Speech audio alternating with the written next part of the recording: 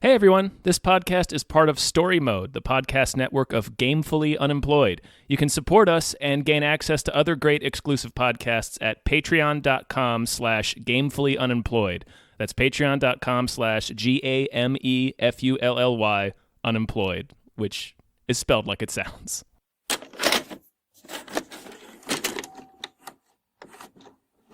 Hi everyone. Hello everyone. My name is David Bell. My name is Tom Ryman. We just watched She Dies Tomorrow. She dies tomorrow. Like any of us could. Mm-hmm. Maybe we will, Tom. I mean, it's entirely possible. Oh yeah, the way I'm living? Yeah, Jeez. I'm not fighting it at this point. You expecting someone? Hello, Jane. You okay? I just have this feeling I'm going to die tomorrow. But how do you know? I just know. Okay, so you don't know. Happy birthday to you. Happy birthday. I just thought for a second when the lights went out that was it. This sort of like crept out on VOD. Mm-hmm. It had a limited release in like drive-in theaters and stuff last weekend. Yeah. It's we talked about it on Hypecast. It's a horror movie, technically. Kind of. Kind of. And I want to get into that. What did you think of this movie, Tom? I really liked it. Me too. Yeah. That said, I do not think audiences will. No, it has almost universally good reviews from critics, but I noticed it has like 2 stars on IMDb. Well, because it's doing it wrong. Like, I actually kind of blame the movie for this. This is not a drive-in movie. No, not at all. This is not a fun horror movie. It's a weird movie. It's not even a horror movie. No, it's like a drama with some funny beats in it.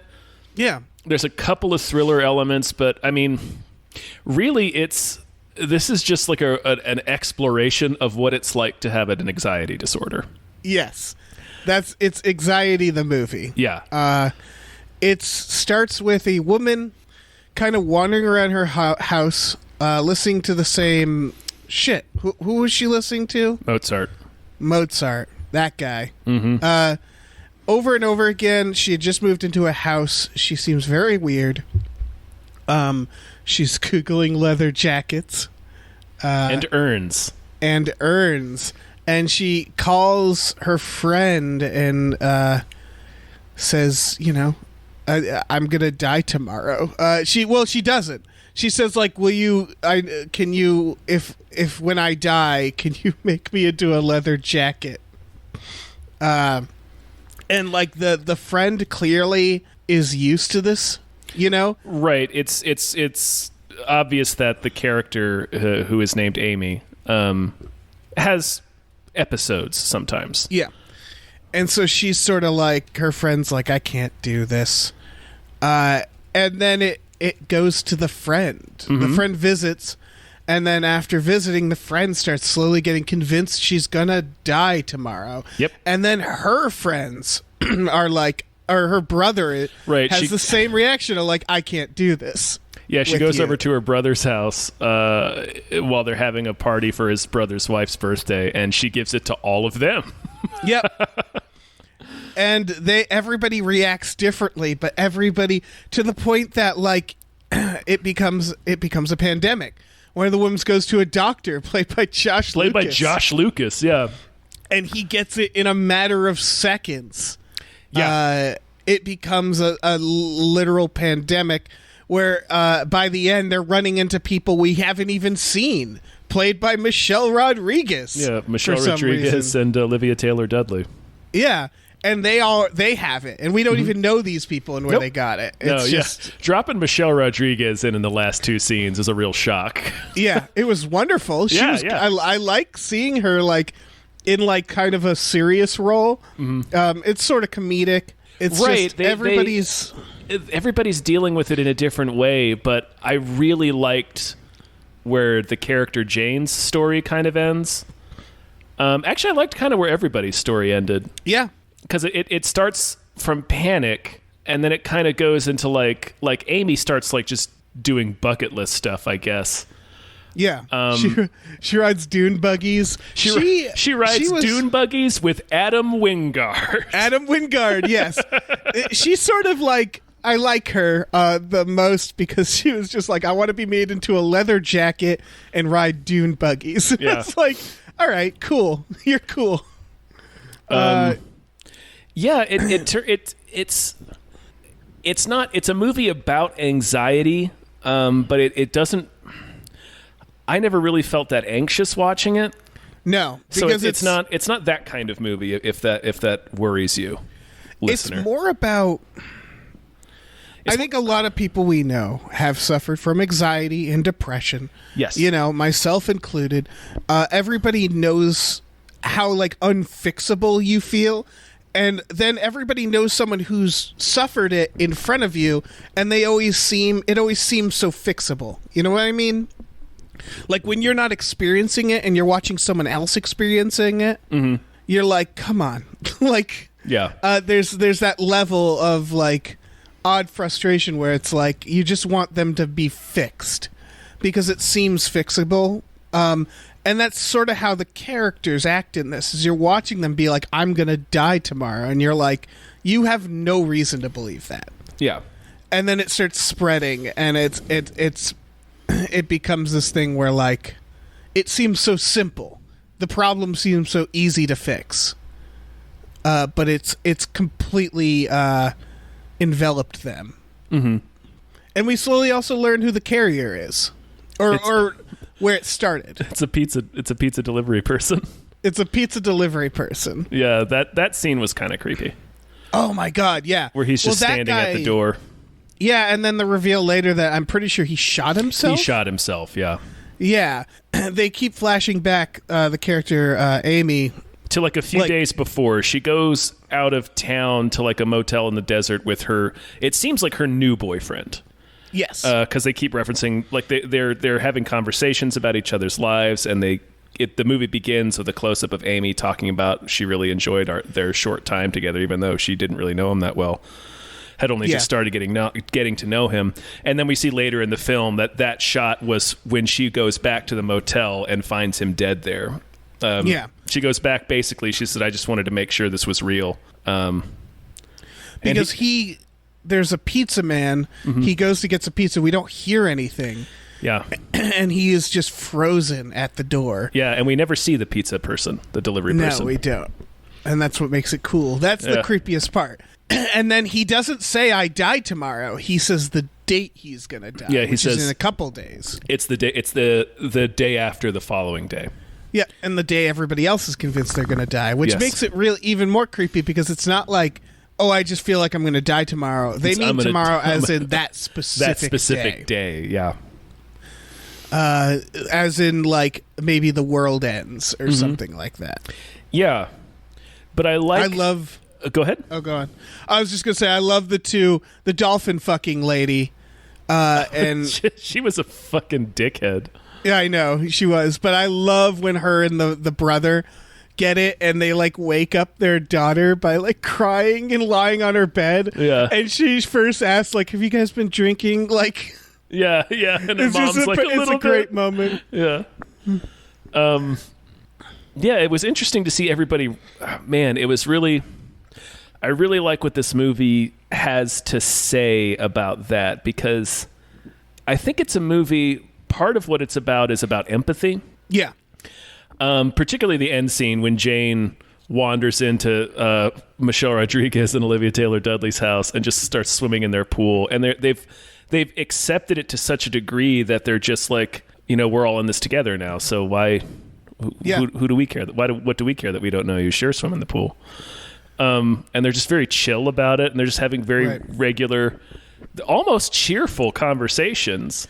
Yeah, she's just like, I'm going to miss trees. Yeah, I'm going to miss trees, yeah. And Jane's just swimming in the pool with a huge stab wound. Yes. Because she has been stabbed, probably by her brother and his wife. Yeah. We don't really know. But it seems like that's what happened, because they blame her, right? His wife does. And she's a she's a bitch. she hates Jane for some reason. Right. And then as soon as they start feeling that way, she's like, your fucking sister did this to us. And he's like, okay, like what? So what do we do? And she's like, well, you know what we need to do. And then somebody attacks Jane in her basement. We don't ever see who it was. We just see the aftermath of it. Yeah. And then later on, the brother, who is Chris Messina from Birds of Prey. He sure is. Yeah, he is. It's a lot of people in this movie. There's a weird amount of people in this movie for such a small movie.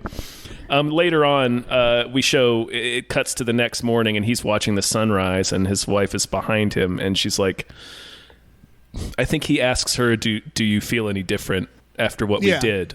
And she says, no, I don't. And then she's like, are you mad at me? And he's like, well, what do you think? Right. So it's pretty heavily implied that they stabbed Jane. Yeah. Oh, yeah. They didn't finish the job, though. And then she just sort of goes on with her day with the stab wound.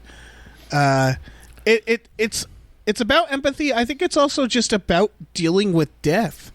Kind of, because the idea is that everybody is faced with their mortality, and they say multiple times, like, kind of, what does it matter if it's tomorrow or later? We're all gonna die. Every one of us is going to die, and that's where the only species that that we know of, I don't know, maybe hippos know, but like we're the only species who seems to know that we're gonna die. Yeah, that our existence is finite. Yeah, and that is a really fucked up thing to know about yourself. And I think that knowledge probably is why we do most of the things we do, right? Have families, do jobs, try to have a legacy. Argument, Everything is sort of tied back to the fact that we know we're going to die, and we try not to think about it as much as possible. Yeah. And so, but I think what they're sort of putting out here is that while there are characters who react with fear, who try to kill somebody because they're so afraid of their own death, which again is they just want someone to blame for it. Yeah. Which again feels just human nature. There's other people who realize, hey, we're all gonna die. We're all the same. Like there's nothing separating us. So what does it matter? And the fact that it's so immediate, it's like there's that couple who realize, and they just start saying the truth to each other. Yeah, that was another interesting, because the first thing, I think his name is Brian. The first thing, there are a couple that are at Jane's brother's house, Chris Messina's house, for his wife's birthday party. The first thing Brian does is he goes to the hospital and pulls his dad off life support. Yeah. Because his dad's... Well, I get it, though, because it's... He doesn't... Go ahead. Oh, he doesn't know his dad will die tomorrow. I feel like it's like, no, this is something I need to do before I die. Exactly. Because when he dies, they'll just keep him on life support. And he's like, he mentions later that he had a stroke a while ago. So he's just brain dead. He's in a coma. So, I love that conversation. Yeah, it's a good conversation. But it's like, so that's the first thing he does, because it being faced with his own mortality made him realize I wasn't doing this for my dad. I was keeping him on life support for myself. Yeah. Because he's already gone. And then his girlfriend just says, I was going to break up with you before this happened. She was like, I was gonna wait until after your dad died to break up with you, is what she said. And then they just kind of have an honest conversation about, because he says something like, it wouldn't have worked out. Yeah, we anyway. would never have lasted. Yeah. Yeah. And then she's like, you didn't even show up for my birthday. And he's like, my dad just had a stroke. That's why, again, these are the comedic moments where they have these very human conversations that are just very funny. Yeah. Because of, and he's like, my dad had a stroke, and she's like, yeah, but you could have texted to say you weren't coming. Yeah, and he says something like, I don't want to have this conversation right now. Oh, he says, we don't have to talk about this anymore. We don't have to talk about this anymore. Yeah. And then we see them later, and they're just sitting on someone's balcony. They're like, who do you think lives in this house? It's like, I don't know. Right. There's this, society dissolves in this, kind of peaceful way. Yeah. Where it's the same with the woman who walks in on Michelle Rodriguez. They just sort of accept it. Yeah. because what does it matter? Yeah, what does it matter? I really like that. Yeah, I liked that aspect of what the movie had to say. It reminds me of a short story in a Chuck Palahniuk novel, Haunted, where it's about how we discover that there is in fact life after death, and that I think we're all on Neptune or something like that, and we're having a great time up there. And the realization is that reincarnation drags people back from Neptune. So just everybody on Earth starts to kill themselves because they realize, like, if we all die, then we can just all live up there. I think it's Neptune. It's a real weird story. So it's about how, like, it's Earth and its mass suicides are happening. Jeez. Like, Walmart is selling, like, suicide pills, and they have to sell it behind the counter because people started just dying right there in the aisles and stuff like that. Like, it's a weird story, but it reminded me of this in that there's this, like, weird acceptance in the society. And that's what's neat about it, is I think that's why this isn't a horror movie. It's like an anti-horror movie. Right. It's about, like, empathy and coming to terms with your own mortality and realizing that we're all in the same situation ultimately. Yeah, and I think everybody ultimately, even the brother and his shitty wife, like, they ultimately are just watching the sunrise together. Right. They sit down at the like he says, I'm going to make some tea. They sit down at the table. And then she sort of reflects on how shitty she's been as a person. Like, she's like, all the stupid things I was interested in, like talking about dolphins and shit. Yeah. And he's like, well, it doesn't really matter now. Like, right. And then she's like, should I open my presents? He's like, yeah. So she just starts opening her birthday presents, and that's where we leave them. Because why not? Because why not? Yeah, why not? Because nothing matters. Nothing matters. It's faced with the ultimate fucking nihilism. By the way, we haven't even mentioned, I mean, I guess spoilers for this movie, which you could watch. It's only like 80 minutes. It's pretty short, yeah. And it's a little disorienting at first because you're not exactly sure what the movie's language is. But then, once everything makes sense once you start getting into it. But they never show them die. Nope. They never show what happens to these people. Nope. It doesn't matter. It doesn't matter, yeah. It definitely, like, it goes through all the stages, because I feel like the Amy, when we first are with her in the apartment, she's listening to the same song over and over. She starts, what are the things she does? She's drinking. She's just hammering some wine. She's laying on the couch. She's like laying on the floor. It's clear she has, like, some sort of tactile thing associated with her anxiety, because she's like touching the floor. She's like, she presses up against the wall and starts feeling the wall. She goes outside and starts, like, feeling grass and leaves in her hands. Yeah. She uses the leaf blower. Yeah. She puts on her sparkly dress and starts using the leaf blower. Yeah. I loved it. Yeah. But she felt like she someone burns with something too. We never see what it is, I don't think. It's a piece of paper, but it really, like, it's a good feeling of depression, anxiety, where they don't really know what to do with themselves. Mm-hmm.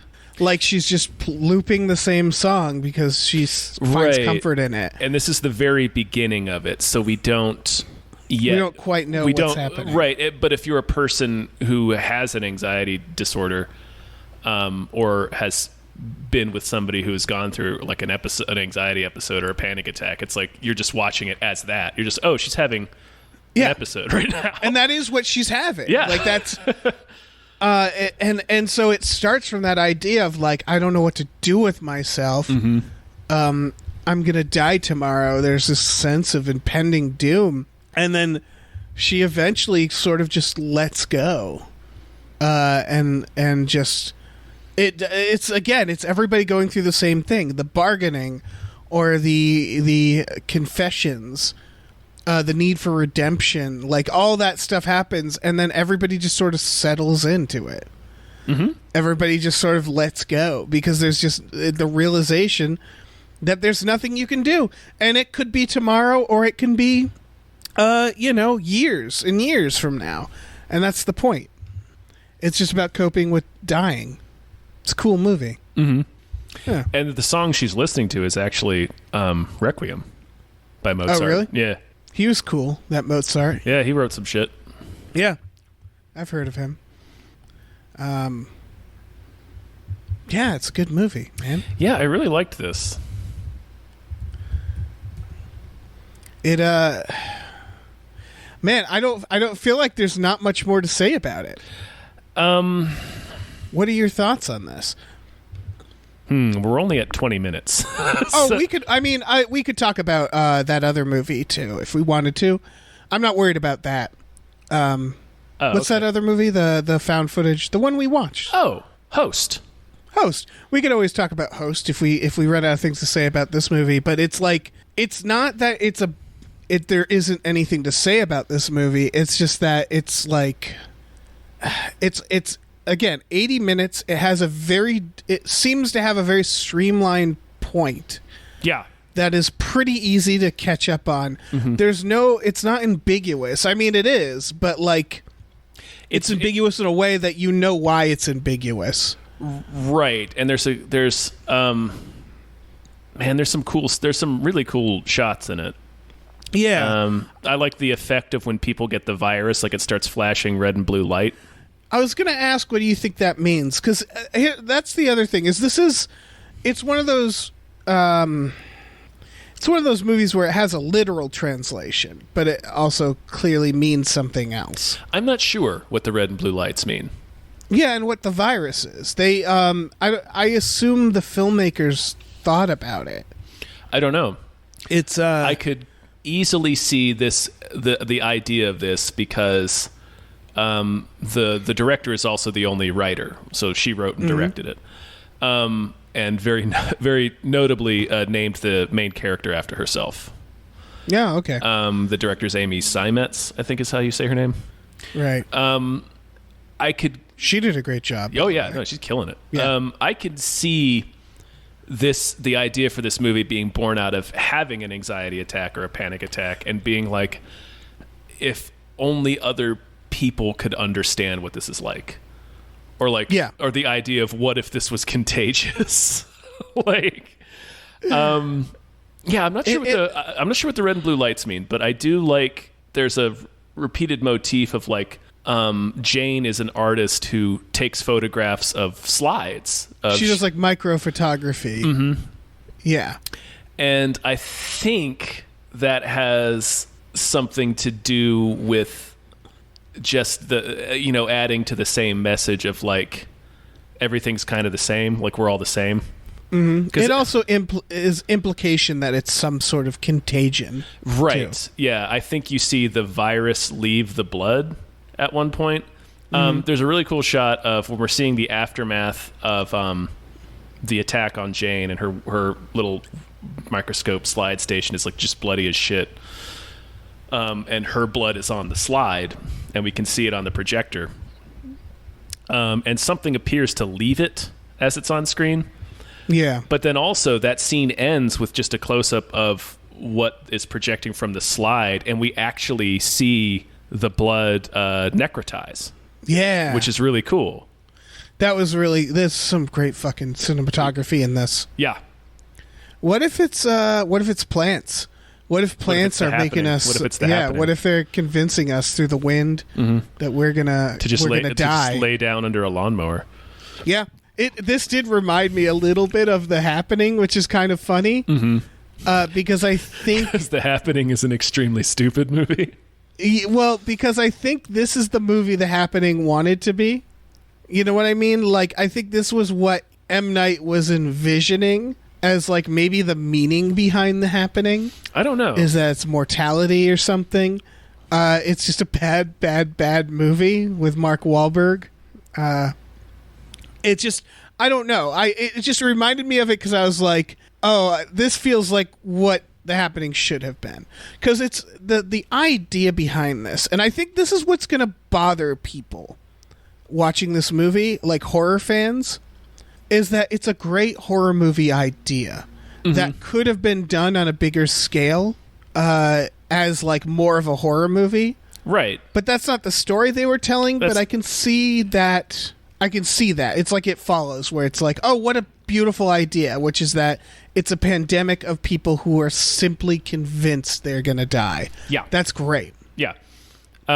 Yeah, I could absolutely see that version of the movie, and if horror fans go into this expecting that, you're going to be super disappointed, because that's not what it is. That's not the movie this director wanted to make.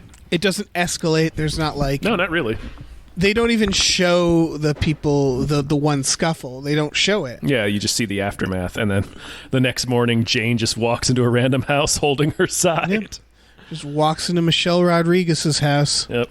Bleeds on her. Bleeds right on her stomach, and she just doesn't react to it because nothing She doesn't matters. care, because what does it matter? Yeah. Like, if a person bleeds on you, but you're going to die tomorrow, it's like, what can that blood possibly do? Yeah. That's what, yeah. Nothing. That's what. Yeah, I really like Josh Lucas in this, which is something I didn't think I'd ever say. Oh, yeah. Well, actually, you know what? I have nothing against Josh Lucas. Yeah, he's fine. Yeah. Remember when he bounced a grenade off the Hulk and blew himself up? Yeah, I do. Perfect. What a Perfect tremendous scene. Yeah. As he's exploding, it becomes a comic book panel. Yeah. His death becomes a fun comic book panel as his limbs are ripping from his body. Yep, as the Force is liquefying his skeleton and organs. Yeah. Him as the doctor, where he's like, he has to like lie down and needs a hug, and he's like, can you hum like my mother did? Yep. And then just looks at her and goes, I need to see my wife. Like they're about to like start making out, and then he's like, I gotta go home and see my wife. I love that he was just like, I need to fuck. Right now. Yeah, well, they have that scene later with Amy and fucking Adam Wingard, and they're just smoking a bong, and he's just sitting there like so depressed because she clearly has given it to him. Fucking Adam Wingard. And he's like, "You want to make out?" Sure. And they start making out. Right. And then he's in too much despair to even do that. Yeah, he's like, I can't do this right now. Yeah. Yeah.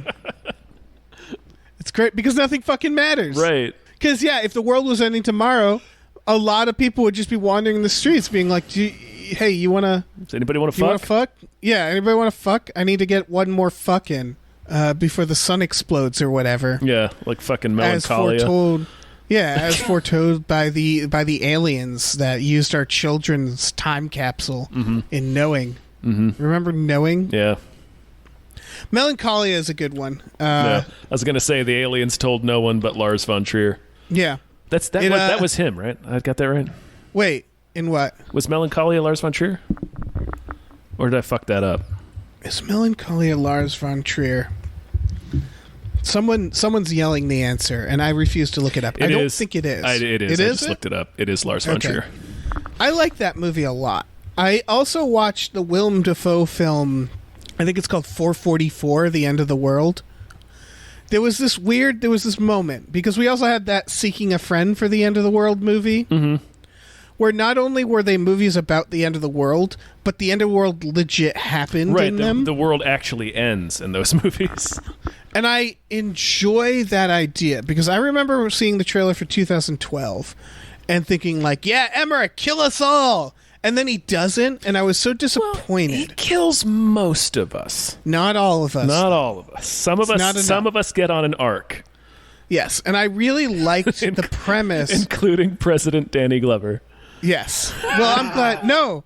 Wait, does he? I thought he gets killed by an aircraft carrier in that one. Fuck, I can't. I thought he Isn't that the one where Danny Glover is? I thought he made on the White House lawn, and like the USS John F. Kennedy slams into him. I thought he made it onto the Ark. Maybe I'm fucking wrong. I am almost certain that Danny Glover gets smashed by an aircraft carrier in that movie. I need to watch this again. Yeah, I haven't John seen Cusack. This. I haven't seen this in a while. Woody Harrelson explodes. Yeah, he just stands on the top of a mountain and waits for it to happen, right? Yeah. And so, like, the idea of... Oh, yeah, you're right. He does die on the White House lawn. I think the problem is that it's always the hope aspect in those Emmerich movies. It's always that there's something to hope for. And I've said this before, is I think it would make a really good like TV series, which is a entire world fully aware that everybody's going to die on a certain day, and there not being hope. There's no hope. And that's what this movie basically did for me. Because it's the idea of, like, how do we as a society deal with that idea? Because it's not only that these people die tomorrow. Mm-hmm. It's that society dies tomorrow. I think that's what's key to this movie that's interesting. Because it brings in the nihilism, which is that it's not just that it's individuals convinced, I'm going to die tomorrow. It's, no, we're all going to die tomorrow. That's the realization, right? That's why there's that date, and that's why it's everyone. It's all of us. And so that also means that society is for nothing, right? Like everything we've created. Mm-hmm. It's this podcast. It's all for nothing. Oh, this doesn't matter at all. I know. It doesn't matter either way. Yeah, nothing matters. But there's that element to it, which is that we all kind of know that eventually the sun will explode, and like literally nothing that we've done, the children we leave behind, the legacy, the art, it's all gone eventually. It's the Tibetan or the monk like sand art that they put out, and then it blows away eventually. Mm-hmm. And it doesn't matter. Or they except just sweep it all up when it's done, right? I don't know. I may be thinking of sand paintings. I'm thinking of something else, I think. I don't know. And it's the same principle. Is that maybe they snort it? Yes, it's beautiful, but the whole point of it is the fact that it's not going to last. It exists in the moment. Yes, exactly. And that's what it all comes down to, is these people in this movie suddenly existing for the moment. Like her rubbing the ground, her people making out, them playing in the pool. It's the realization of, like, none of it matters. And that was always true. That was never not true. But then it's, like, literally very true for these people. And that's what they end up, like, it's unwrapping the birthday gifts. Mm-hmm. It's like, hey, do you want to get in a few more moments before it all ends? It's pretty great. Yeah. Like, that's a cool way of ending it. Right. It's a cool way of exploring that idea. Like, this movie actually, I found this movie weirdly cheerful. Yeah, me too. Even though it ends with Amy sitting alone in the desert saying, I'm not okay, it's okay, it's okay, I'm not okay. And then it just ends. Right. We didn't mention that. Yeah, it ends with her just in the desert. Yeah, she spends her last day, what she believes is her last day on Earth, essentially by herself. Yeah. Yeah, pretty much. Well, she hangs out with Adam Wingard. She hangs out with Adam Wingard and the guy and the leather daddy, the guy who makes the leather daddy. The leather daddy. Yeah. That fucking weirdo. Mm-hmm. Yeah, I like that she's planning for that, but it's like, for her, it's like she dies tomorrow. But for others, it's like it becomes a collective thing. I think that's the difference, right? Is she is dying, she's facing it alone. Mm-hmm. Well, other people choose to face it together. Correct, yeah. And what does that mean? I think it means that, in the literal text of the movie, it's the thing that we're all in this together, so we should all be empathetic with each other. Yeah. And I think in terms of the film's subtext about anxiety, it's like, it's like saying, don't isolate when you do this, when this happens to you. Like you can always have people around you that, Here's the other thing. The disease isn't, this is interesting. Mm-hmm. The disease isn't a mental health issue. It's not the anxiety. That's not what the pandemic is. No. It's simply the knowledge that they're going to die. That's it. Yep. That's the thing that spreads. So everybody's reaction to it isn't a symptom of that. It's just people being humans. Right. And so the realization where you're going, like where you were getting at with we're not alone, it's no, we're not alone. We all have this. Mm-hmm. Anxiety is within all of us. Some people experience it differently than others, or some people experience it more than others. But that's the idea, that you're not alone. Everybody has to deal with this idea that they're going to die. That's again, I feel like the root of things like anxiety and stuff, because the anxiety is feeling like something's wrong. It's the feeling like I'm gonna die. Yeah, the doomed feeling. Yeah, and we all have that because we all feel doomed because we all have that fucking knowledge in us. Mm-hmm.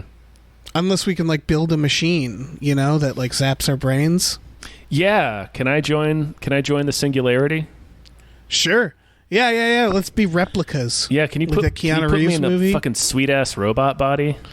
Yeah, but then robots will die too when the sun explodes. Well, sure, but or we'll get frozen, and then an advanced robot species will find us later and reunite us with our mother. Mm-hmm. And our teddy using bear, like her hair with like hair from our teddy bear. I don't know. That movie is fucked up. It's extremely fucked up. I kind of want to watch AI. The Flesh Circus. Yeah. Isn't that what they Not call what it? I expected something called the Flesh Circus to be. No, it was very different. It was not a good time at all. No, it was a bummer. Like a flesh circus, you hear that, you're like, oh, let me stroll inside and see what this is about, and it is not what you Flesh think Fair? it is. It might be Flesh Fair. I can't remember. It's something like that. I don't know. All I know is either Flesh Fair or Flesh Circus. I would go to something called that in a heartbeat. I'd be like, fuck yeah, and then you get there and you're like, there's not a single orgy here. No, it's just people punishing robots like weirdos. Mm-hmm. What a disappointment. Like Flesh Fair or Flesh Circus, that's where I would go if I knew I had a day left to live. I'd go to the Flesh Circus. Yeah, take me to the Flesh Fair. Yeah, I'd get in a cab and be like, I demand you take me to the Flesh Fair. Mm-hmm. And they know what it Press means. this into my face. Mm-hmm. This director, she hasn't... I looked her up before. She hasn't done much, right? She's done a lot of independent stuff and some television. Okay. So she has... opposite of what I said. Yeah, so she has done stuff. Yeah. She has a lot of movies that she's acted in. She's been in a ton. Yes, I remember that. She's an actress. Mm-hmm. She's I think she plays Danny McBride's wife in Alien Covenant. Sure. Fucking why not? She's definitely the mom in the new Pet Sematary. Oh, okay, yeah.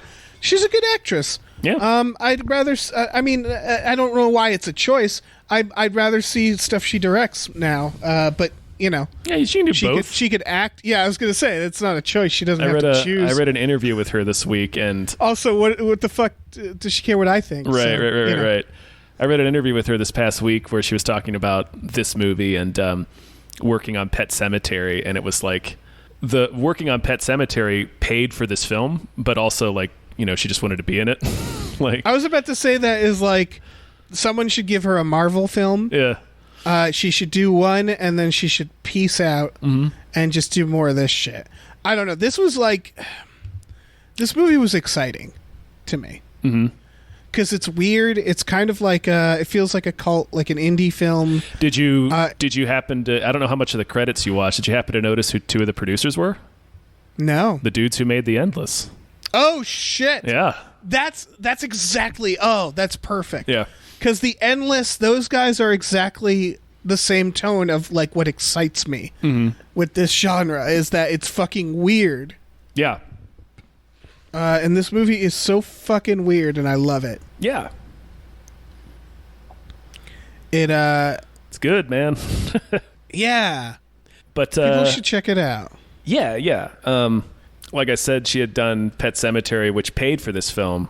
But she wanted to do Pet Sematary because she liked the directors, because she liked Starry Eyes. Yeah, because of Starry Eyes. That checks out. And also it's like, hey, I get to work with John Lithgow. Are you kidding? Yeah, I'll do this movie. Fucking yeah, everybody wants to get on that Lithgow Get in on that train. Lithgow. Oh, can you imagine Lithgow in this movie? Yes. It'd be perfect. Can you imagine Jason Clarke in this movie? He'd just kill everyone. I was about to say Jason Clarke. I feel he'd be like, "Yeah, I died tomorrow," and that would be it. He'd just like continue his job. And, he might. Yeah, that might be. Yeah. Yeah. Or he'll just start burying everybody in the pet cemetery. Yeah. Like, everybody get in the pet All cemetery. right, everybody get in the pet cemetery. Yeah. Let's wait to die in the pet cemetery. We're coming back as revenants. Fuck yeah. I want to see more Michelle Rodriguez in movies like this. Yeah, it was like I said, it was a shock to see her. I was like, oh shit. Yeah, because she pretty much started in the Fast and the Furious franchise, right? That's the first thing I remember seeing her in, but I think she had done something before then. I can't remember. She had done 2 movies before. Girl Fight and 3 a.m. Right, Girl Fight. That's what it was. And I feel, I wonder if she had a, I don't know. It's just curious. I'm curious as to what she has in her acting chops wise, because she's like Jason Statham without the Guy Ritchie stuff. You know, she immediately was like, I'm action person. Right. Well, she's got the look too. Yeah, and so like, I don't know, seeing her in this, like, it never occurred to me, like, yeah, she's never been in like a drama, and maybe she should be. I think Girl more? Fight's a drama. Is it? Yeah. That's where she plays a boxer, if I remember correctly. She plays a boxer. Yeah. Okay. I'll have to watch Girl Fight, but like, you know what I mean, where it's not something that you think of her, right? Where she's not beating people up or like, or being cool. Now I'm looking at her. Was she in Lost? She was on season 2 of Lost. What the fuck? But they killed her off. I think because she got a DUI while they were filming. It was kind of bullshit. Because like, I don't know. Nobody needs to be in Lost though. That's true. That's true. They were probably doing her a favor. She can move on to Resident Evil Retribution. Yeah, it was. I mean, it was a real shock. It's the same. You just rewatched Lost recently, right? No, I'm never going to rewatch Lost. Oh, okay. Well, it's the end of season 2 when Michael is going to steal the boat to get his stupid kid out of there. I don't know. I don't know who the person you just mentioned is. I watched it once. I watched Lost once. I binge watched it, and I felt like I wanted my time back, and then I moved on with my life. Well, anyway, he shoots her and another character. Okay. Spoilers for Lost. So that he can get away with his stupid... What was his kid's name? Who's Michael? He's... Oh, man, he gets eaten by the bear in The Edge. Harold Perrineau, I think is his name. The Edge. We should watch The Edge. I haven't watched The Edge. I haven't watched The Edge since like 1997. Yeah. Oh, I've watched it recently, but it's probably time. It's probably time to watch The Edge. It probably is, right? Yeah. Was he the bear? He probably wasn't the bear. No, he was the guy that gets eaten. It doesn't matter. He's the guy that gets eaten by the bear. I'm pretty sure.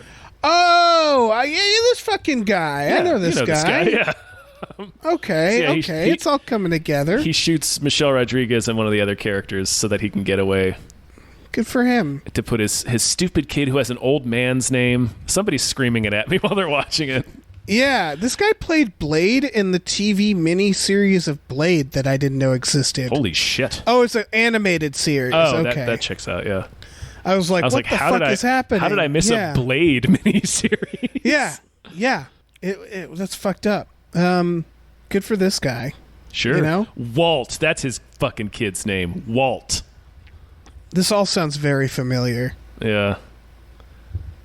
I don't know. I'm never going to watch Lost. It's going to slowly slip away in my mind. I mean, that's fine. Until the sun explodes and nothing matters. The Edge will live on, though. Right. We'll still be watching The Edge. Yeah, my final breath will be to launch a copy of The Edge into space, a VHS copy of The Edge. Right, that's... If you got the virus and knew that you were going to die tomorrow, the first thing you would do is go to, like, NASA. Yeah. And launch a rocket. And NASA would be like, we know. We have it. We have The Edge.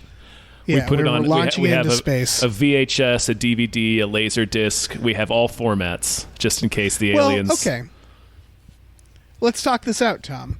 Sure. If you were showing an alien race a single movie to encapsulate us, why not The Edge? I have no argument. Yeah, it shows nature. It shows our survival instincts, our willingness to survive, and the unfortunate of us like turning on each other as well. Mm-hmm. It warns people about Alec Baldwin. Yeah. Yeah, it's a real mask off moment for Alec Baldwin. Yeah, it's got a bear in it, which is arguably, I think, the best animal, right? I think so, yeah. I think bears are the best animal. They win at being an animal. Mm-hmm. Like, I don't know, why not show aliens the edge? I have no argument. Yeah, and let them judge us. Mm-hmm. It's either the edge or Days of Thunder. Mm-hmm. One or the other. I mean, if there's time, both. Yeah, but definitely one or the other. Ideally, yeah. Yeah. Any other thoughts about She Dies Tomorrow? It's just a really... That's a good movie. Yeah, it's a really good movie. It's fucking weird. It is weird, yeah. We didn't talk about The Host or whatever. Yeah, we don't need to. No, that's a fun movie too. Watch it. Yeah. It's an hour long. It's an hour long. It's on Shudder. It's a fun found footage movie done entirely from a Zoom chat. Yeah, that concludes our review of Host. Yeah. I don't know. This is an interesting one. It's not for everybody, but it's. I think if you're ready to watch like more of an indie, artsy, kind of horror movie, not really, more like a thriller. I would not call it a horror movie at all. No, it's fucking 80 whatever minutes. So yeah, just go watch it. Yeah, it's good. Yeah. End of episode. Okay, I guess so. Excuse me. Jeez, Tom. Yeah, I mean, you should probably tell them at the Patreon. I guess. You know what? Check out our Patreon, guys. Patreon.com/gamefullyunemployed. We have exclusive podcasts there, like Tom and Jeff Watch Batman and Fox Mulder's A Maniac. Mm-hmm. We maybe we'll do a podcast just about The Edge. You know what? We probably should. Yeah, like we do like an hour for every 10 minutes of The Edge we watch. Right, so we watch 10 minutes. We really dissect it. Yeah, we really take this movie apart. Anthony Hopkins, Alec Baldwin, The Edge. Written by David Mamet, I just learned this moment. What? Hold on. Let me double check that. I'm sorry, everybody. Right. Everybody hold on. The Edge, written, David Mamet. David Mamet wrote that The movie? Edge. All right. The fuck is he doing writing Glenn that Ross's movie? Spanish Prisoners. Fucking David Mamet. Writing The fucking Edge. I mean, why not? Okay, it's the director of Next, the Nicolas Cage movie Next, and XXX State of the Union, and Die Another Day. Also directed David Mamet's The Edge. What the absolute fuck is going on? Shit is going on. Also, are we going to die tomorrow? If you look at the poster of The Edge, it looks like both Anthony Hopkins and Alec Baldwin are trying to do a bear face.